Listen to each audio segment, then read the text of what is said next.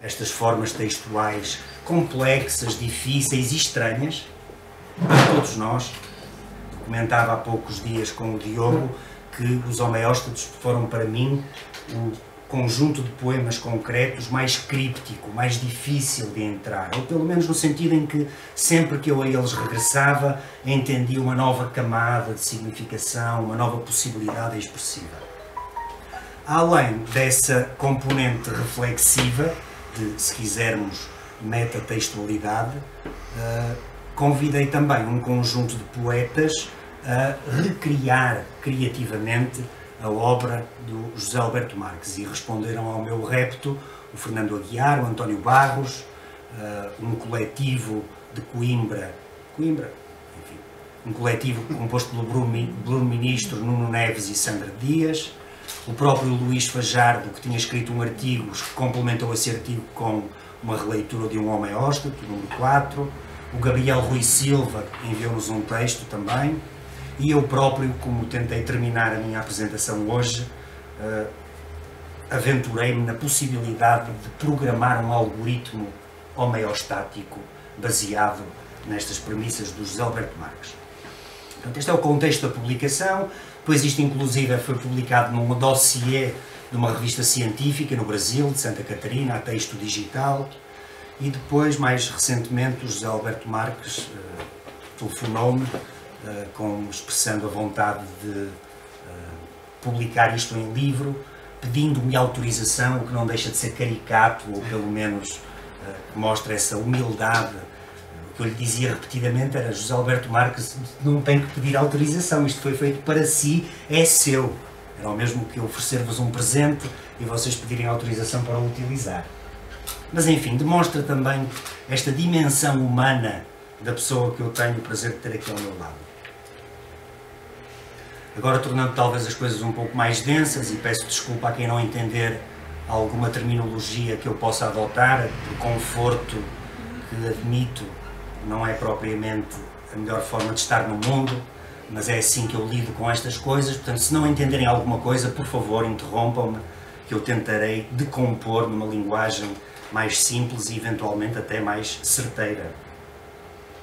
Eu começaria por dizer que a obra do José Alberto Marques, que é uma obra vasta e que cruza a ficção experimental, a poesia visual, a performance, a poesia concreta e todo um conjunto de outras estratégias textuais, a obra de José Alberto Marques alia, isto é, aproxima-se de uma forma bifacetada de dois aspectos. Primeiro, uma experimentação com a linguagem, isto é, aquilo que se poderia apelidar de uma poeprática, uma prática poética baseada numa experimentação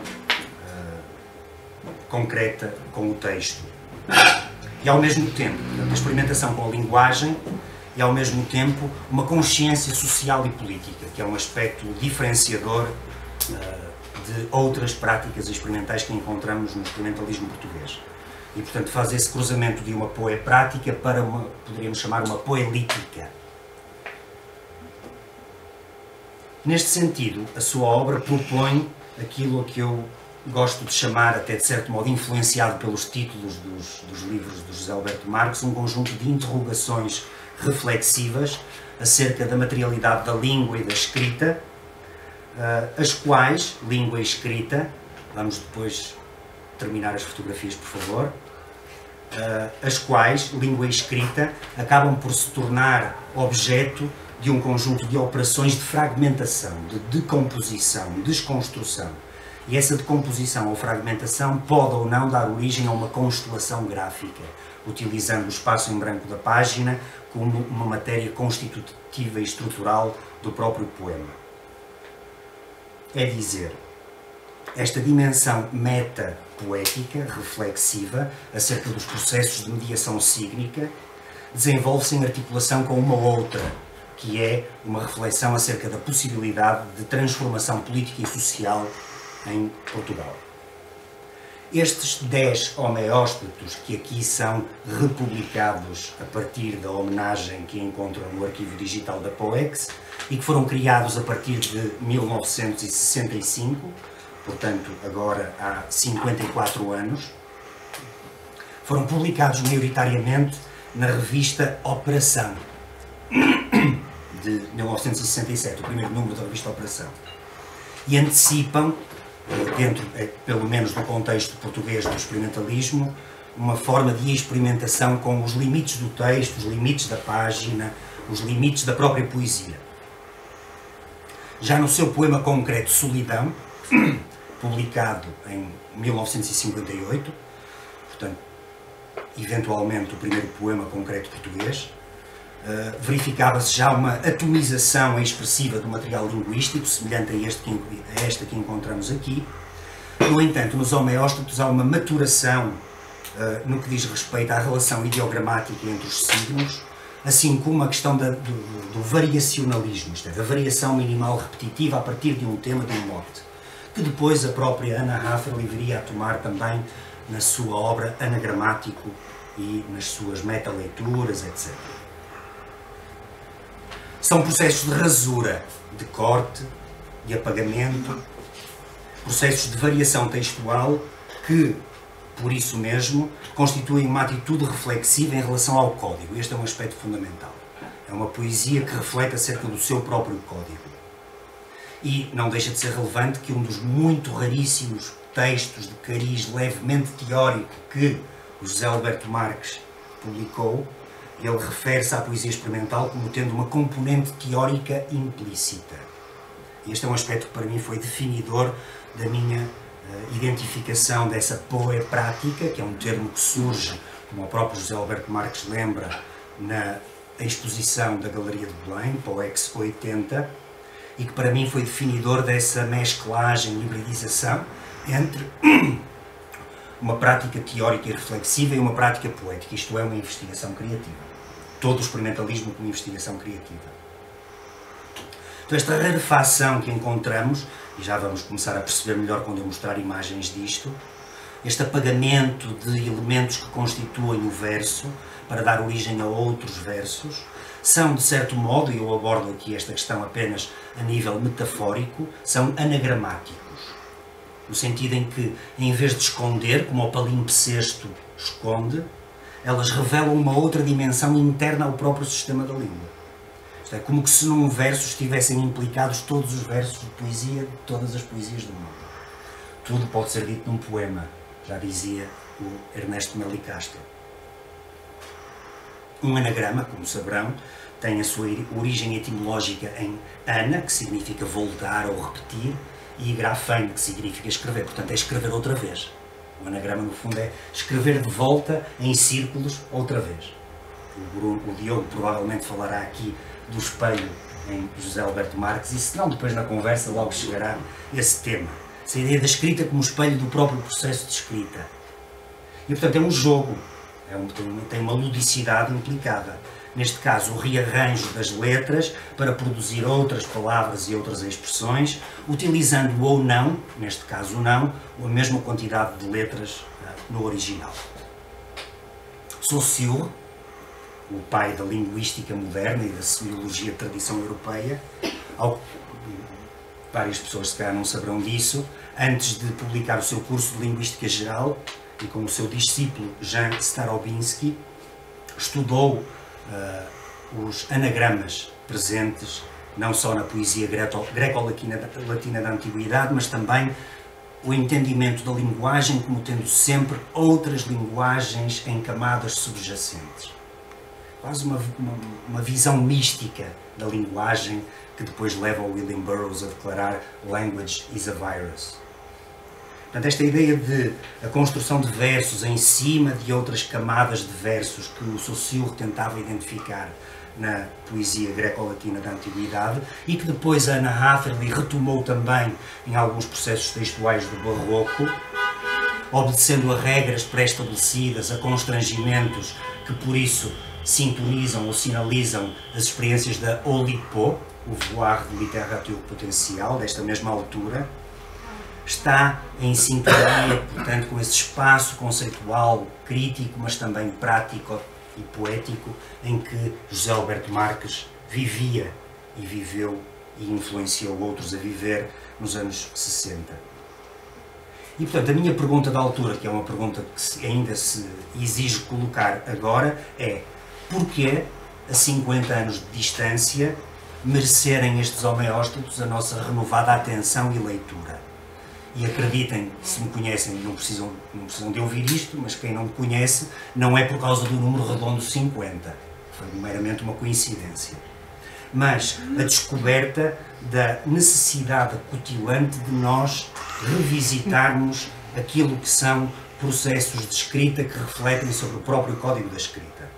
Quando, num momento, o nosso hoje, em que as culturas, principalmente ocidentais e ocidentalizadas, adotaram totalmente a técnica, com T maiúsculo, que é abrangente,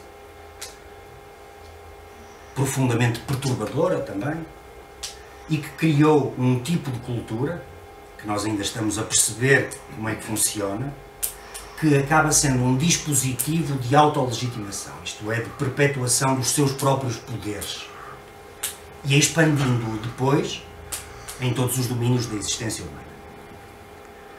Se a técnica que domina quase em absoluto as nossas relações, não apenas sociais, mas individuais, é perturbadora porque pervasiva, também somos obrigados a pensar na tecnologia, ou na técnica, que no fundo tem a mesma origem etimológica, como um fármacon. Isto é, algo que nos permite cuidar de nós próprios, mas também de cuidar do mundo. E a tecnologia sempre existiu como uma extensão e uma forma de melhoramento, de parceria colaborativa, de diálogo com o ser humano. Portanto, se é um fármaco ou uma farmacologia que nos permite cuidar de nós mesmos e do nosso mundo, por outro lado, também é algo com que devemos lidar com algum cuidado. Porquê cuidado? Porque a farmacologia tecnológica, de acordo com vários autores que a isso têm dedicado, implica uma questão de dosagem.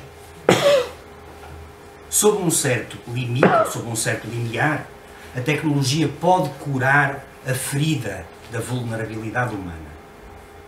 No entanto, acima desse limiar, pode tornar-se também incontornável, capaz de destruir o nosso corpo e o nosso ecossistema. Enfim, não preciso de falar muito sobre alterações climáticas ou de transformação do ecossistema humano para percebermos que a própria tecnologia como solução criou uma espécie de cancro fora de controle. E por isso eu julgo sinceramente, eu julgava nesta altura e continuo a julgar, que estamos num momento de overdose tecnológica, o qual conduz a uma espécie de estupidificação do antropoceno. E esta estupidificação que nós verificamos acaba por levar a uma rejeição e a uma resistência ao que é difícil. E os homeóstatos são difíceis. Estamos incapazes, parece-me, de criticar abaixo dessa superfície brilhante, polida e sensível do toque no ecrã. E isto é uma questão de escrita e de linguagem, outra vez. Os experimentalistas entenderam que desconstruir a linguagem significa desconstruir a hierarquia inalterável do mundo e, portanto, desmontar o próprio mundo social, económico ou político em que vivemos. Veja-se bem, nas ferramentas de escrita digital, os usuários não precisam de estar cientes acerca da estrutura complexa das camadas que compõem as ferramentas que usam. Eles usam-nos como caixa preta. Seguindo a crítica de Wilhelm Flusser, o teorizador deste conceito de caixa preta a propósito da máquina fotográfica, estas ferramentas de escrita levam os utilizadores a tornarem-se uma espécie de operador, ou melhor ainda, de funcionário da escrita. Não, nunca, escritor. Escritor é aquele para quem a linguagem é um problema e não uma solução. E por isso, os novos escritores têm uma falsa consciência do meio. Citando o Flusser, muito rapidamente. A maneira mais fácil de imaginar o futuro da escrita é imaginar a cultura como um gigantesco transcodificador do texto para a imagem. Será uma espécie de caixa preta, com textos para a entrada e imagens para a saída.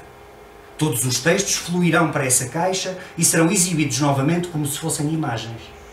A história fluirá para dentro da caixa e sairá dela, sob a forma de mito e magia. Fim de citação. É por isso que os homeóstatos estranham tudo isto.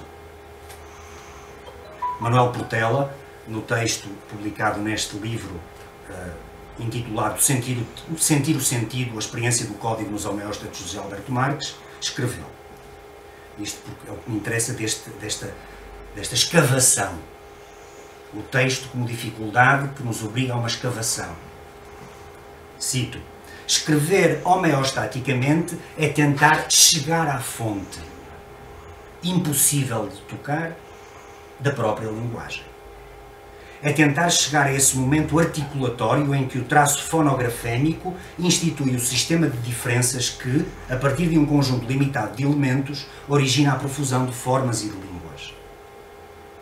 Nesse sentido, o que nós podemos ter, já estou aqui a fazer uma espécie de paráfrase misturada com citação, o que nós podemos ter é uma experiência simulada ao observar a infinita combinatória de sinais que sustém a cadeia da linguagem. E agora reforço citando diretamente.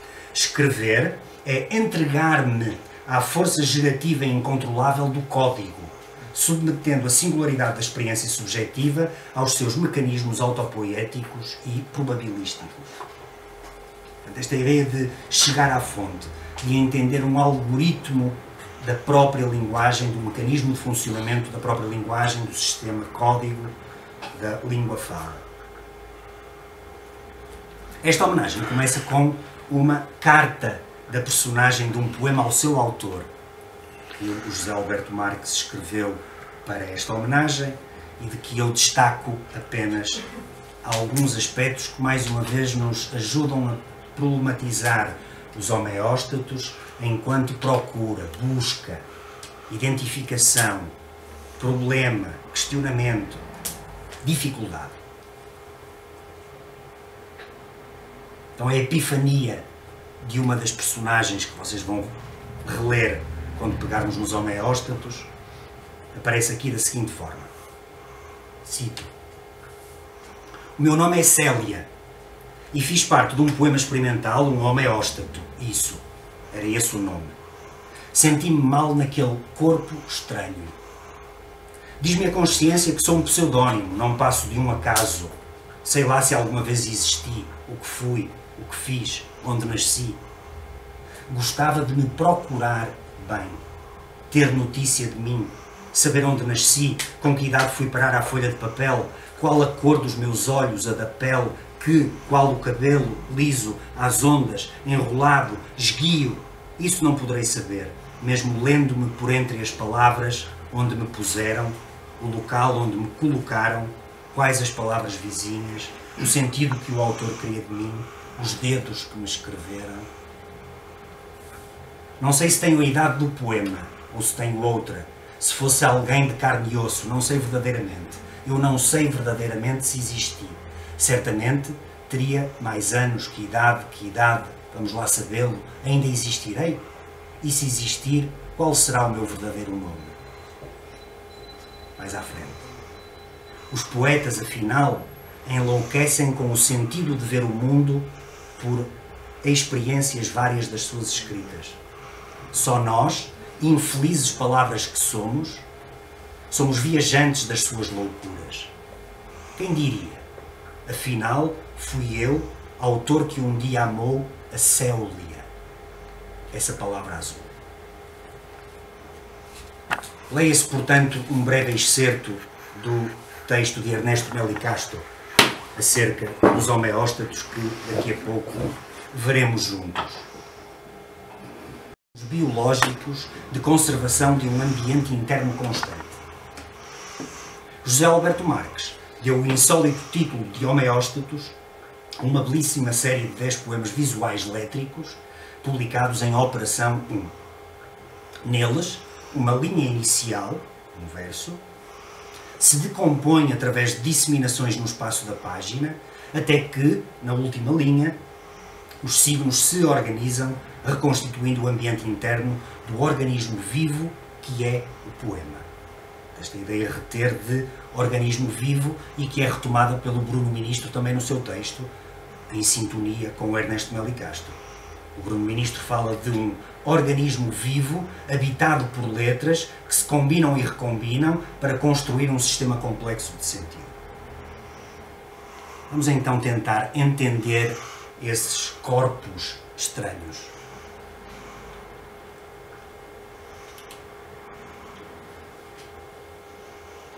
Não se há de ver lá muito bem. Não se vê mesmo. Não se vê mesmo?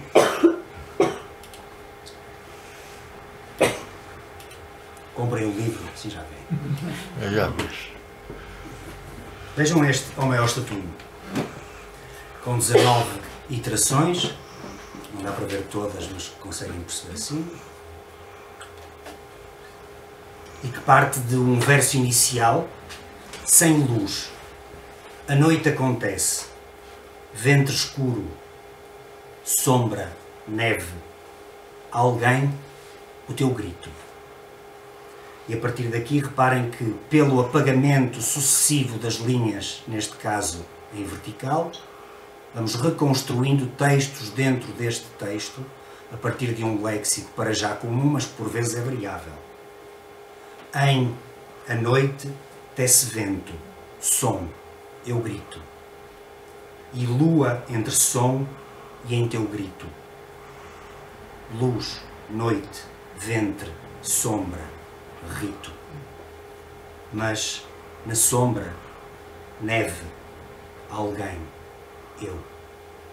Sem luz, tece rosto.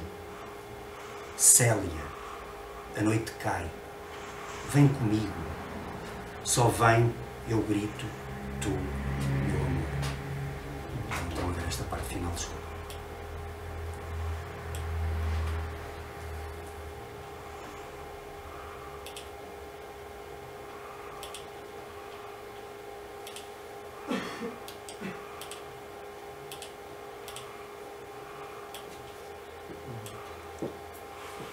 Homeóstato 2. Começa por baixo. Vermelhos, teus sonhos de lume, liberdade quente, ossos. Ver teus sonhos de lume, idade. Eu e teu sonho, lento, o teu sonho, quente. Os poemas dentro dos poemas. Certo?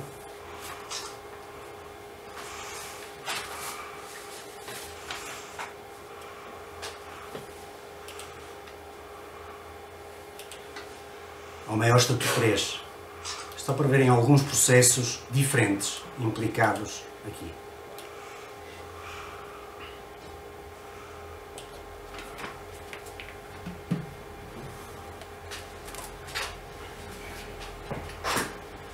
Este começando e terminando da mesma forma. Tem as margens, o poema está na margem, literalmente. Estas grades, a rua, portos e peitos, mas nossa a vida. As grades, rua, os peitos, nossa vida. Grades, a, peitos, a vida. A, peito, ei, portos, grades, a vida, estas grades e peito vida, a rua peito vida.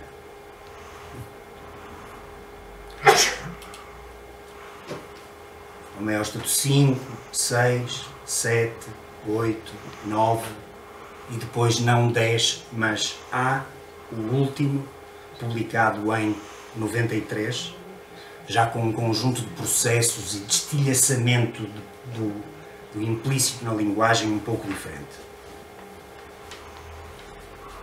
Então, o que é que me já escapou aqui? Eu gostaria de garantir que não foge.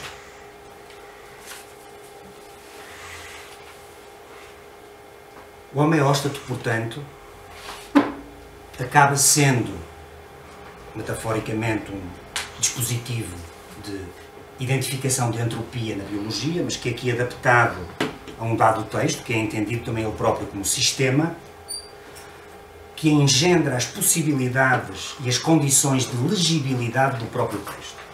Mais uma vez, a defesa do difícil.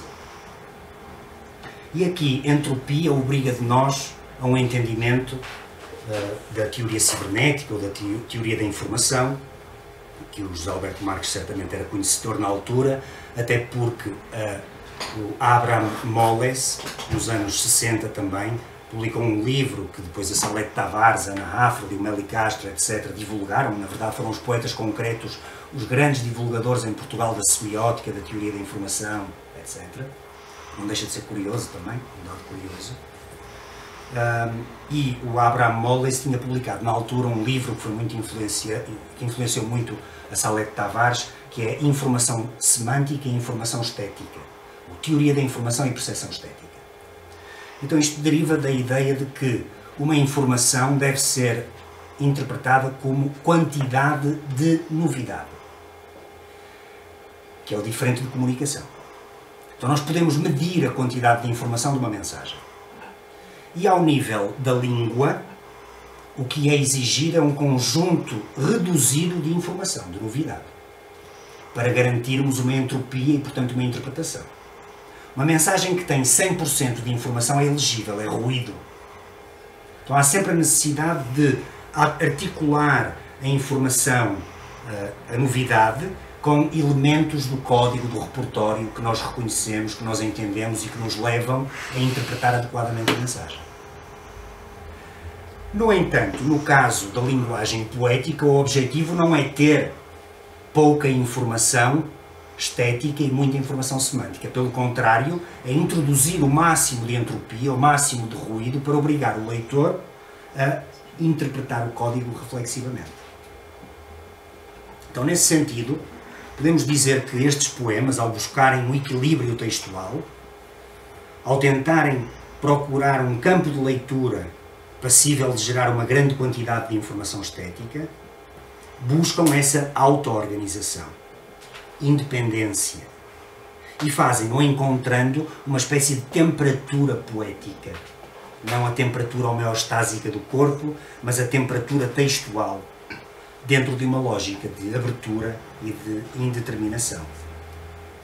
E é por isso que estes versos, que são repetidos a partir de ocorrências, variações, sujeitando a cada repetição uma nova camada de fragmentação textual que nos permitiria matematicamente abrir uma chaveta e dizer este segundo verso também ele próprio poderia ter um homeóstato, levam-nos a construir aquilo que é o poema. O poema que pensa sobre o poema. E é por isso que Manuel Portela, no texto aqui publicado, fala de uma tripla lógica combinatória, gerativa e constelada, em que se procura um equilíbrio. O homeóstato é sempre um equilíbrio. Um equilíbrio entre o sistema do poema e o sistema da língua. Um equilíbrio ao próprio sistema do poema. E, cito Manuel Portela, é neste ponto de tensão entre o código e o texto que o motor da linguagem e a invenção do sentido se tornam observáveis. Então, desvincular, decompor a própria funcionalidade, o sistema rígido de funcionamento da linguagem, é a condição poética por excelência. Não esqueçamos que Roland Barthes já dizia que a língua é fascista, não porque impeça de dizer, mas porque obriga a dizer de uma certa forma. A poesia é esse antimito, essa linguagem que procura a destruição da própria linguagem. E é por isso que o palimpsesto, a rasura, a elegibilidade, o corte, são estratégias de tornar visível o próprio, ou formalizar o modelo textual do poema. Ora, formalizar o modelo textual, o algoritmo textual dos homeóstatos, foi o que eu tentei fazer com o meu gerador de homeóstatos, o qual foi abordado pelo Manuel Portela também, e que diz que este gerador explicita a função codificadora da linha sequencial do texto original, ou se quiserem, formaliza o modelo textual do original. E o que eu faço, portanto, é conceber, e depois pedir ao meu amigo Nuno Ferreira para programar, a partir do poemário, que é um software, uma lib de funções que eu uso para os meus próprios poemas combinatórios, gerativos e constelados, e que já são inspirados, obviamente, pelo José Alberto Marques e por todos os poetas com quem já aqui referi. Então, numa primeira fase, eu pego no verso do homeóstato em questão, neste caso o homeóstato 1, que já lemos: sem luz, a noite acontece, vento escuro, sombra, neve, alguém o teu grito. E, clicando em cima de uma destas frases, há um gerador de homeóstatos que vai a uma base de dados e identifica de um modo aleatório, portanto sempre novo, as possibilidades de anagramas internos àquele verso. Vamos clicar no primeiro. Então, um homeóstato novo, nunca gerado, um poema visual constelado a partir de um léxico, vai ser gerado. E neste caso, elegível como ele for, sente, vento, ar. Sento, vente, alto. Senta, vento, vem. Mete, ventos, muro. Luta, tem rio. Se eu clicar outra vez em cima dessa mesma frase, um novo homeóstato foi gerado a partir do mesmo léxico. Luz, tem nu. Monte escuro, vem. Só que um outro nível que foi aqui programado é o de que o próprio homeóstato do José Alberto Marques está sujeito ao meu próprio poemário, à minha linha combinatória. Então eu proponho para cada homeóstato uma lista infinita de outras variações possíveis, também ela aleatoriamente gerada. Então, sem luz, a noite acontece, vento escuro, sombra, neve, alguém o teu grito, pode vir a ser sem sangue, a volúpia cresce, lume grotesco, medo, fome, o nosso pescoço. Ou, sem sorriso, a pele destrói, fim ferido, lama, morte, loucura, o meu mistério. E assim há de infinito. Em cima de cada uma destas frases geradas, mais uma quantidade ilimitada de homeóstatos podem ser gerados. E, portanto, este é o processo produtivo, a economia produtiva da linguagem, reconfigurada num próprio motor que é inspirado num poema. Então, isto é uma espécie de meta-semiótica, como diria o Luís Ejalmes Leve. E todos os poemas foram programados nessa perspectiva. O 2, vermelho os teus sonhos de lume, liberdade quente, ossos. A geração textual generativa combinada, reparem que se eu reiniciar, a segunda linha já não é igual àquela que estava a ser gerada, certo? Só a primeira é que se mantém. Amargos meus sangues de sombra, infâmia estonteada, luxos. Mortos meus crimes de tinta, loucura quente, terrores. Para quem sabe o modo como eu programo poemas, não é dada a ista. Os homeóstatos gerados poderão ser. Os poemas gerados fazem sentido, sempre. E por fim, foi ainda criado um homeóstato N, que permite que qualquer pessoa escreva aqui um verso de poesia e faça dele o seu próprio homeóstato.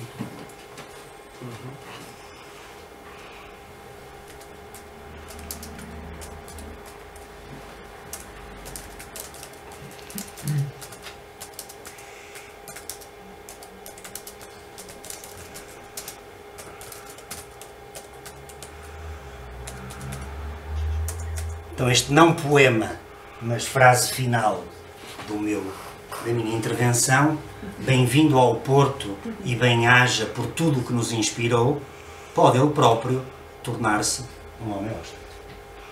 Muito obrigado, meu caro José Alberto Marques. E parabéns.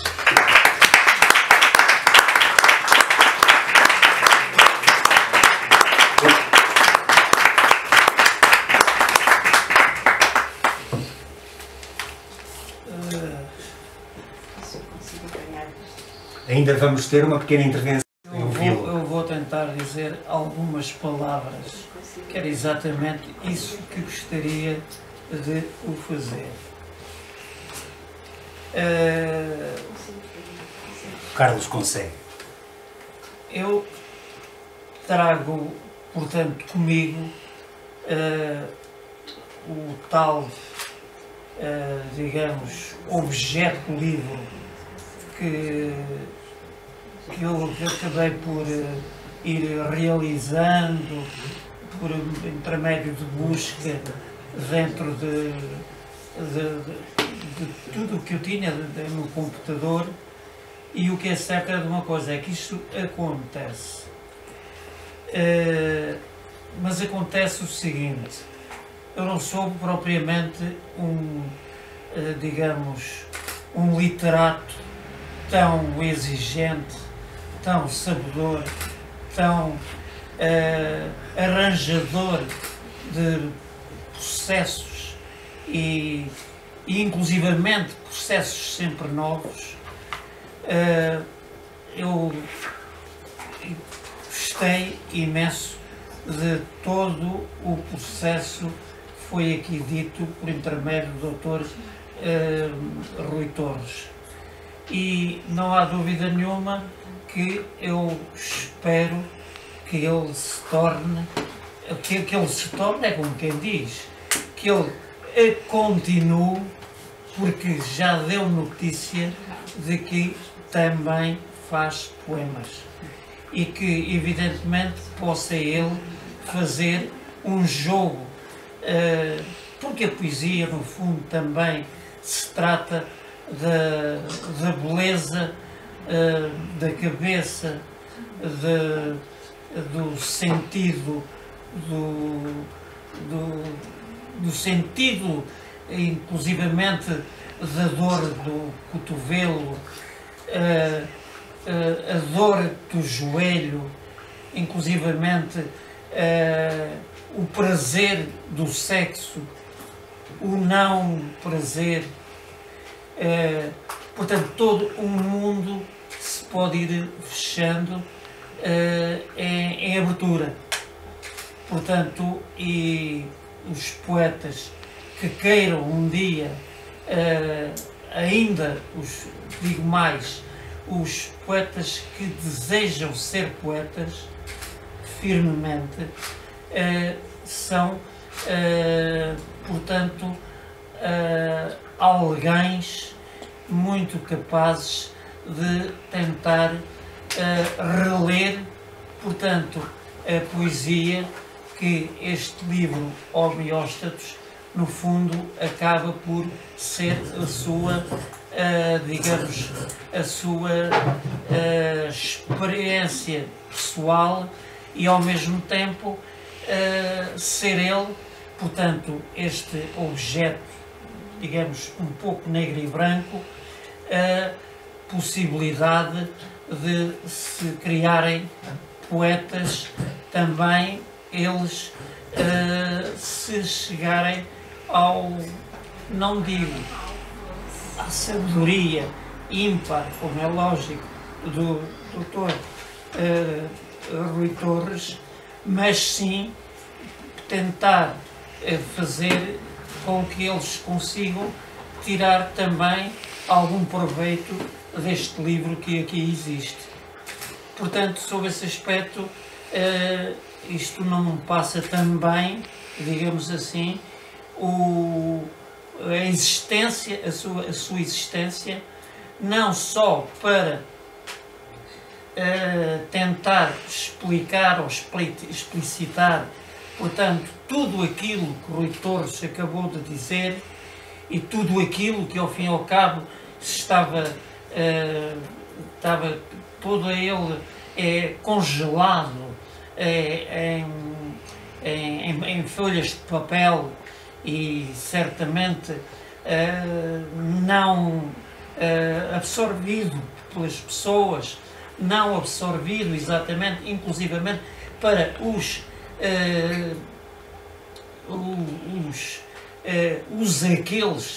que desejam, portanto, também praticar a atividade lúdica eu digo aqui a palavra lúdica sem medo algum, a lúdica do poema, porque evidentemente há poemas onde o lúdico é possível, mas certamente o não lúdico será talvez mais representativo, segundo o meu próprio conceito. E, portanto, o que mais me apraz, contudo, quer dizer, finalizar, digamos, este objeto que está aqui, só tenho pena é que não seja só apenas isto aqui, sem título, sem nome e, evidentemente, apenas um número, 2019. Era, quanto a mim, o meu desejável. Simplesmente, também poderia ser o não elegível. E, entretanto, eu, entre uma coisa e a outra, preferi exatamente, em vez de pôr só 2019 e não pôr mais nada, quer dizer, alguém poderia fatalmente comprar aqui, quer dizer, um livro que não tem nome, não tem autor, que não tem título, mas que tem data. Deixa-me lá ir ver o que é. Sob esse aspecto, agradou-me bastante isto enquanto estava a fazer. Até inclusivamente ralhei comigo, ri-me de mim próprio e fiquei muitíssimo satisfeito. Evidentemente que eu já não vinha de uma incultura, já tinha alguns conhecimentos e, evidentemente, inclusivamente, a vida proporcionou-me o contacto direto, diário,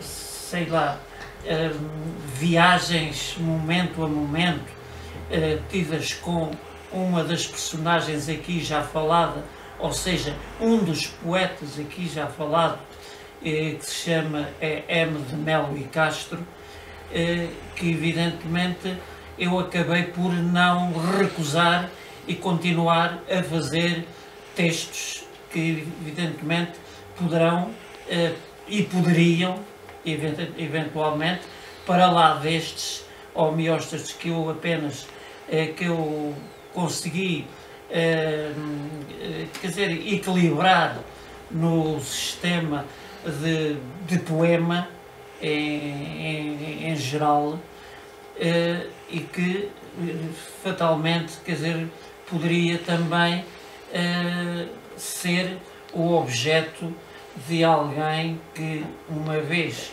querendo também lançar o seu desejo e ter, portanto, a possibilidade de, ao ler este livro, poder, inclusivamente, com os desejos que o amparam, os desejos que o amparam, poder ter o facto de poderem eles próprios organizar e entrar neste mundo de homeostasia, que se trata das coisas mais belas que estão dentro da própria poesia. E, portanto, fico um pouco por aqui. A lição de Rui Torres é de tal maneira traiçoeira, porque, evidentemente, ele trouxe-me mesmo uma arma para poder matar tudo o que quisesse. Evidentemente que eu estou a falar exatamente com um sentido, digamos, um pouco não muito escrupuloso, mas com o sentido da verdade que ele tem dentro dele e que poderia fazer com que, perante toda esta Assembleia, pudessem vir a criar novos poetas ligados à poesia homeóstata. Portanto, ele ficará agradecido se alguém quiser, quer dizer, introduzir-se no mundo da homeostasia, e portanto ele deixa-os em vida, não quererá que fiquem desarmados, portanto terão os vossos bolsos cheios não de dinheiro, mas de letras, palavras, ideias, símbolos, visões, etc. E talvez ele, por este lado, pudesse ser o rei ou digamos, o Deus de tudo isso. Não sei o que é que ele escolherá, se rei,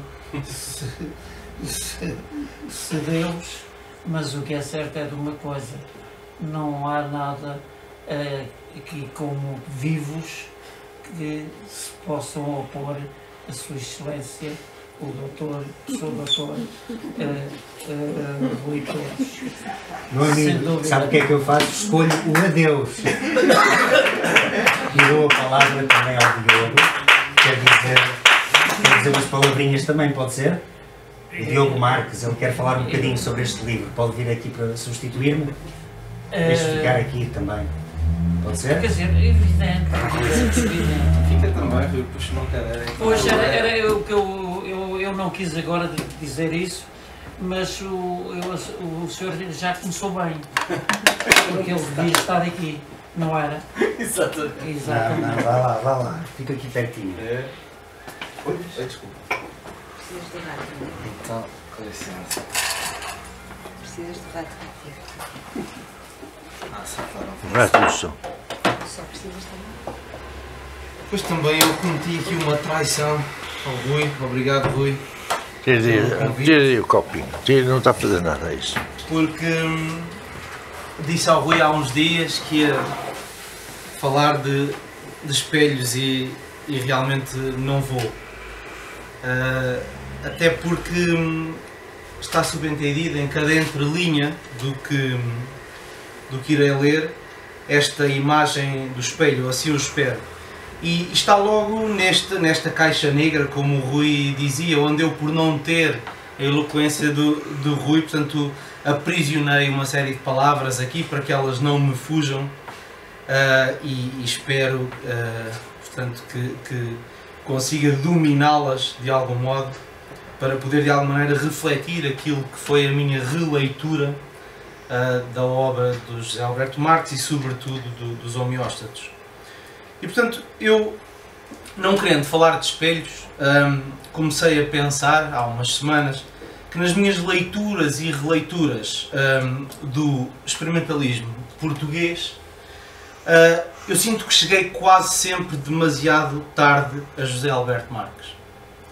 E isto, apesar de partilharmos o mesmo apelido e até o nome próprio das nossas mães, para além disso, José Alberto é de Torres Novas e eu sou de Torres Vedras. Portanto, apesar destes simples padrões e de outros não tão simples de que tentarei dar conta daqui a pouco, ficou sempre a sensação de demasiado tarde. Eu vou só passar aqui para... Minimizei. Ok. É este, não é o meu? Exatamente. Portanto, cá estamos. E vou dar um exemplo. Junho de 2016, 18h30, Galeria Boa Vista, Lisboa, no âmbito do Festival Silêncio, inauguração de Re-Anagramas, com a curadoria de Fernando Aguiar, convidou vários artistas e poetas a apresentarem as suas releituras das obras de Anna Atherley, dentre os quais José Alberto Marques, com uma performance que incluía uma mesa, uma toalha branca, 4 cadeiras, um serviço de louça, uma garrafa de vinho, uma terrina de sopa, com sopa e uma sopeira. Pelo menos é o que me contam, por motivos que não vale agora aqui a pena referir. Portanto, quando lá cheguei à Rua da Boa Vista, já a sopa tinha azedado. Isto porque eu cheguei com 24 horas de atraso. Isto aconteceu a um sábado e eu fui a um domingo. Ora, e no entanto, ali estava a mesa posta ao fundo da galeria e um dos pratos ainda com sopa. Eu olhei para o prato e pensei que, apesar da hora, eu podia, no entanto, ser ali um privilegiado. Portanto, reclamar o lugar do último, com a sua vista única sobre os que à sua frente se adiantam. Isto porque podia, como poucos, experienciar uma performance duracional, sensorial, porque também olfativa, devo dizer bastante olfativa. E ainda hoje me pergunto o que representou, afinal, para mim, aquele prato de sopa. Os meus sucessivos atrasos ao encontro dos experimentalistas, e uso aqui a palavra encontro também nas suas múltiplas acessões, incluindo a de choque ou colisão com alguém ou algo, ou a obra de José Alberto Marques aos olhos do cânone gastronómico português, o próprio experimentalista visto pelo mesmo canudo, escolha-se uma e tempere-se com sal e pimenta a gosto. Por outro lado, podemos aqui usar a famosa lei, afinal nada se perde, nada se ganha, tudo se transforma, incluindo as sopas. E portanto quase que poderíamos dizer que, pelo menos para o meu gosto, a obra de José Alberto Marques é essa sopa que uns dizem deliciosa, de excelente aspecto, mas à qual eu chego sempre tarde e a más horas. E claro está que a culpa não é da sopa, nem do cozinheiro, nem da sopeira, mas sim do comensal. E o problema é que, afinal, creio que talvez não seja assim um problema tão grande quanto isso, até porque gosto bastante de sopa, incluindo sopa de letras. Há quem prefira palavras cruzadas. Recordo aqui nuvens no vale. Não por acaso os primeiros contactos que tive com poesia visual foram precisamente através de uma curiosa sopa de letras que surge no primeiro número, aliás, de uma revista portuguesa de poesia e imagem intitulada Bigode, na qual temos uma entrevista ao César Figueiredo, feita pela Maria João Lopes Fernandes, 2007, salvo. Sim. E passemos aqui então ao prato principal, tentando seguir algum encadeamento, portanto é o que nos reúne aqui hoje. O que ficou por mim dito em relação aos encontros tardios é particularmente válido no caso dos homeóstatos, pois também em relação a eles eu senti que cheguei quase sempre demasiado tarde, pouco como a sensação que o Rui também tinha, portanto, no início por não os compreender, depois por não me apetecer, e não me levem a mal este verbo, porque aqui ambos os verbos se encontram intrinsecamente relacionados. Portanto, essa questão do prazer da leitura e a fuga ao texto pela não compreensão. E como dizia, portanto, no outro dia o Rui, em conversa a propósito precisamente dos homeóstatos, em cada releitura descobre-se sempre algo de novo. E é sobre esta palavra releitura, de certa forma não foi combinado, o Rui centrou-se mais na questão da escrita, eu centrar-me mais na questão da leitura, se bem que as duas não podem ser aqui separadas, e portanto irei debruçar-me sobre esta palavra, releitura, sabida e estudada, que está a sua relevância no contexto e gênese até do experimentalismo português. Digamos que eu pretendo aqui hoje apresentar uma meta-releitura, ou seja, uma releitura da palavra releitura, que por sua vez já foi relida. Isto para não dizerem que não trago nada de novo em relação ao que já foi dito, tantas vezes dito, redito, lido e relido, por exemplo em 2015, com o dossiê de homenagem aos homeóstatos, lançado a partir do arquivo da Poesia Experimental e com a organização de Rui Torres. Portanto, na altura o desafio lançado pelo Rui foi precisamente esse, o de apresentar em leituras releituras dos homeóstatos, homenageando o seu papel tão simples quanto complexo numa potencial história do experimentalismo português ainda a ser escrita. E como excelente desafiador que é, o Rui conseguiu, claro, reunir aqui um conjunto surpreendente de vozes, ou talvez não tão surpreendentes quanto isso, que valem, a meu ver, entre tantas outras coisas, pela riqueza da sua diferença. Portanto, a riqueza destas vozes dispares. São diferentes olhares, diferentes camadas, idênticos processos homeostáticos. tanto, mas tanto, sobre José Alberto Marques.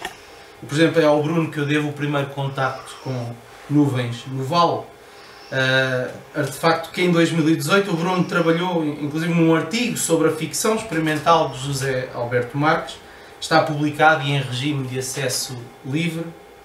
E assim como devo ao Bruno, muito por culpa de outro artigo seu escrito sensivelmente na mesma altura, mas esta feita publicado na Colóquio Letras, portanto sem acesso livre, com o título bastante apropriado de Mergulhar e Quase Desaparecer, onde o Bruno insiste na inclusão de José Alberto Marques num primeiro plano do experimentalismo. E a esse respeito diz: antes de mais, convém lembrar que António Aragão, Ana Atherley, E.M. de Melo e Castro, José Alberto Marques e Salete Tavares constituem, por via individual e coletiva, o núcleo central responsável pelo estabelecimento das bases da poesia experimental portuguesa. Falar do experimentalismo, omitindo os nomes dos 5 poetas mencionados, é reforçar lacunas que se impuseram com o tempo na simultânea falta de uma leitura de conjunto e de uma investigação de pormenor das obras daqueles autores. Termino citação. Ora, para quem não conhece o Bruno, faço novamente uso aqui das suas palavras, é aquele gajo que está fechado num quarto em Beja a escrever uma tese sobre o César, depois de ter escrito artigos sobre a sua pessoal santíssima trindade da marginalidade experimentalista: Abílio, Marques, Aragão, AMA ou AMA. Já se vê. Portanto, um abraço para o Bruno, ministro.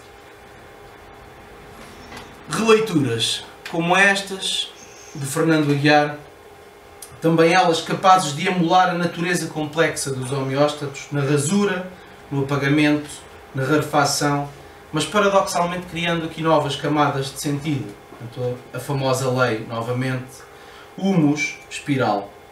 E simultaneamente outros jogos, outras tensões, por exemplo, aquela que existe entre silêncio e ruído. O dito e o não dito. O que se diz com excesso e o que ficará sempre por dizer. Afinal, não é essa também uma potencial definição de poesia? Diz José Alberto Marques: os verdadeiros poemas de talento são cortados a frio entre 2 lâminas, como coisas impressionantes. E diz-nos Rui Torres, a propósito dos homeóstatos, que José Alberto Marques é autor silêncio que nos ensina a ler o novo. Talvez esta verdade dialogue com outra. O tempo é uma invenção cheia de resina, diz também José Alberto Marques. Lemos em As Tiras da Roupa de Macbeth. Portanto, resina, seiva, mas também sangue. Serão essas as lâminas que cortam o verdadeiro poema? Pergunto. Sem luz, a noite acontece. Vento escuro, sombra, neve. Alguém, o teu grito. Jogo de luzes e sombra. Noite sem luz, escura, feita de sombra, de neve, de silêncio, e no entanto o grito que não se perde, ecoa, grades e portos. E o ventre, velando o que de mais visceral temos, estômago e intestinos. Mas também em acústica, curioso, a parte da corda vibrante compreendida entre 2 nós. De José Alberto Marques a António Barros, aqui mostrado, por exemplo. De novo, o gerador de homeóstatos, portanto, refere Melo e Castro, Rui já citou, nunca é demais dizê-lo. A homeostasia é constituída pelos mecanismos biológicos de conservação de um ambiente interno constante. Ventre, neve, o branco da página, a neve da página, o silêncio na página, ou o vazio da página, o escuro, a noite, a sombra na página. Ruído e silêncio, luzes e sombras, seiva e sangue, mas ainda indelével e inefável. Teoria e prática, velar e revelar. Equilíbrios. Autorregulação e reprodução, outro. Só assim se explica uma poeprática, termo de José Alberto Marques, que o Rui também mencionou, e que segue em linha com o que o Rui diz ao falar de uma atitude reflexiva em relação ao código. Ou Manuel Portela, outro atento releitor, ao constatar que os homeóstatos trazem consigo um gerador textual. E por isso, através de processos de seleção e combinação, cito Manuel Portela, parece assim procurar uma linguagem para a experiência do corpo e dos sentidos, evocando-a e simulando-a através das tensões gráficas, semânticas e sonoras do texto, como se na espacialização e na sonorização das letras, da escrita, pudesse ser capturada e emulada a autoconsciência do enlace sexual. Fim de citação. Repito, autopreservação e reprodução. Ainda a este propósito, Bruno Ministro fala de letras vivas. Cito: aqui reside a grande metáfora dos textos de José Alberto Marques. As múltiplas ações destas letras vivas regem-se pela homeostasia dos sistemas biológicos e ecológicos. Ou será que já não estamos no campo da metáfora e as letras são pura homeostasia no organismo vivo do poema?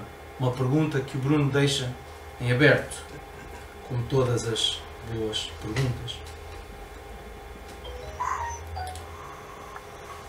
Luís Costa Fajardo chega a usar no título da sua releitura a expressão corpos em dobra, fazendo referência a uma dobra no espaço e no tempo, gerada por forças de tensão e dispersão entre corpos magnéticos. Eu acrescento-lhe aqui uma ressalva, pelo menos, que resulta da minha releitura. A repulsão é ilusória. O que o imã faz, leia-se palavra, leia-se homeóstato, não é mais do que dar a volta para encontrar o seu oposto coincidente. Mas isto é apenas uma ideia, e uma ideia só, diz-nos José Alberto Marques, é o vácuo quase. Voltemos ao corpo. Agora com Daniela Maduro. A todo momento o corpo trava uma luta para regular a temperatura ou o ritmo cardíaco. A necessidade de encontrar equilíbrio, ordem e simetria é visceral para o ser humano. Essa necessidade torna-se evidente a cada tentativa de ler os homeóstatos. O aparente caos verbal instalado sobre a folha suscita o desejo de reunir o conjunto de caracteres para extrair um sentido do texto. Fim de citação. Cada palavra escolhida pela Daniela aqui é fantástica, portanto eu apanhei aqui várias, portanto, sempre não em oposição, mas em tensão. Luta, tentativa, caos, desejo. Equilíbrio, ordem, simetria, necessidade. Esta última repetida por 2 vezes. Portanto, eu escolho aqui a palavra necessidade para a última parte desta minha releitura. Eu falava ontem ao telefone com o Bruno sobre a necessidade de sentido que leva à coincidência e, para os mais crentes, à sincronicidade. Portanto, aqui a extensão da palavra releitura, a meu ver, passa pelo prazer que resulta de saber que, apesar do silêncio, afinal não estamos assim tão sós. Seremos talvez homeóstatos, respeitando as referidas forças de atração e, consequentemente, criando novos sentidos. Seja no que há de divino no humano,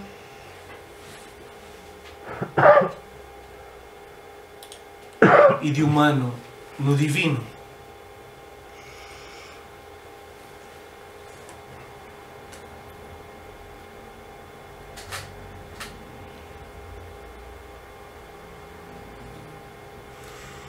Seja no movimento permanentemente fixo dos ponteiros do relógio,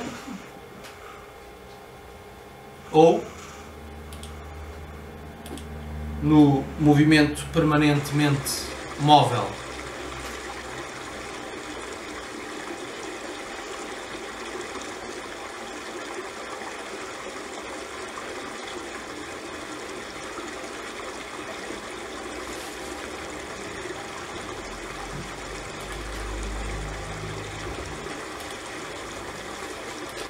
Ou talvez seja na alquimia da linguagem, onde as palavras gastas, poídas, eu não estou a ver muito bem, mas ok, onde as palavras gastas, poídas, mastigadas, acabam por ser devolvidas para dar origem a outros sentidos. Perdoem-me a rapidez com que eu vou passando, mas ou aqui numa outra variação, portanto isto trata-se de um livro comestível, feito em papel hóstia. Numa outra variação da mesma frase, em que temos... O som deveria estar a funcionar, não está, mas... Não, eu creio que foi... É um default qualquer, é. Mas também não é importante, portanto aqui várias... ok.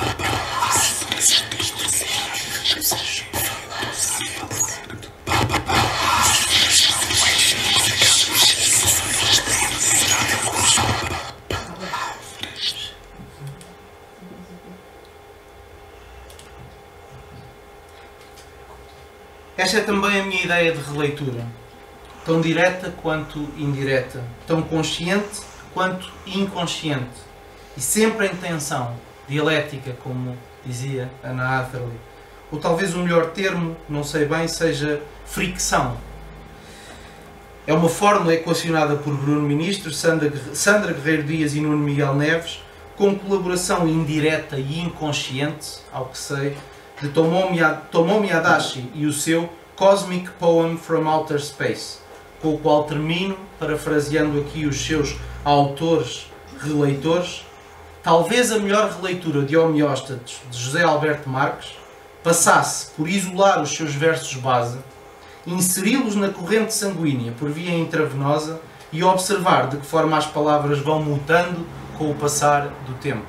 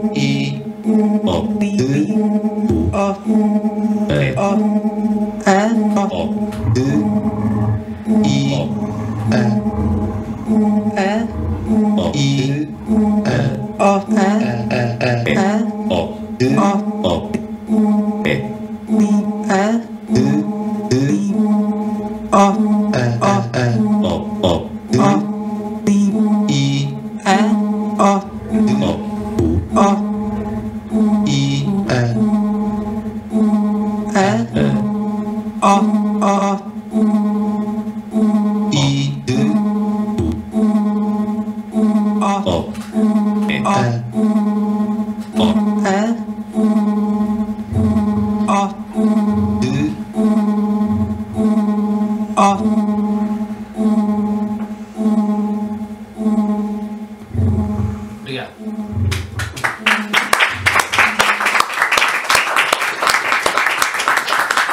Muito bem, Diogo, muito obrigado. Eu não sei se nós podemos aproveitar a oportunidade única de ter aqui o José Alberto Marques connosco para abrir a discussão ao público. Se tem alguma questão, algum que queiram colocar, tenho a certeza que o José Alberto Marques terá todo o prazer em responder, não? Desde que... Então, alguém quer dizer alguma coisa ou fazer alguma pergunta? A mim, ao Diogo ou ao José Alberto Marques? Algum comentário? Alguma observação? Muito bem. Então... Eu tenho uma pergunta. Então, Álvaro, força. Eu tenho curiosidade sobre o processo de escrita portanto antes de 65, não é? E que leituras concretas é que levaram ao processo de escrita da série, não é? Se é possível falar sobre isso. Penso que é dirigido. Sim. Eu estava para dizer ou daqui ou dali. E ao final. Não, é mesmo ao centro. Cai-me a mim. Cai-me a mim. Portanto, quer dizer, o problema da poesia, no fundo, acaba por ser, portanto, um fenómeno que tem, quer dizer, segue pelo longo da Terra, e se tem passado assim, movimenta-se. Quer dizer, eu acredito mais no movimento das palavras textuais poéticas do que propriamente que as palavras romanescas ou romancistas, que são para mim mais apagadas. Portanto, quero eu dizer que se debate em grande força um sentido destas duas fórmulas de engrandecer o mundo. Serão ou a poesia ou a prosa. Na prosa integrado, portanto, o romance, inclusivamente o texto, o conto popular, muitas das diversas atividades a que o ser humano se deu origem a trabalhar. Portanto, eu estou muito convicto que o difícil da poesia, ou o difícil do romance, ou o difícil disso tudo, no fundo, trata-se de um engano. E trata-se do engano do próprio autor. Quer dizer, o autor só é grande quando aparece com um texto que os outros ainda nunca tiveram lido e se virão com grande dificuldade em absorver o livro, o romance que foi escrito. Portanto, eu estou convicto que realmente o leitor, seja de poesia, seja de prosa, seja de teatro, por exemplo, mas o teatro não vinha agora aqui ao caso, ainda que ele seja também uma das forças e das fortalezas da escrita, também são importantes, exatamente como é o romance e como é a própria poesia. Simplesmente são diferenciados.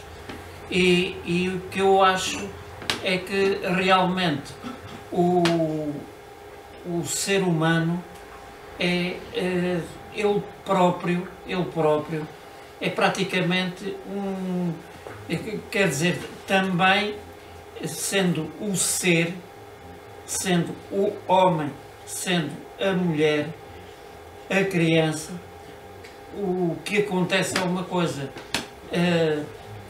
todos estes fatores podem ser reunidos num só contexto. É evidente que a criança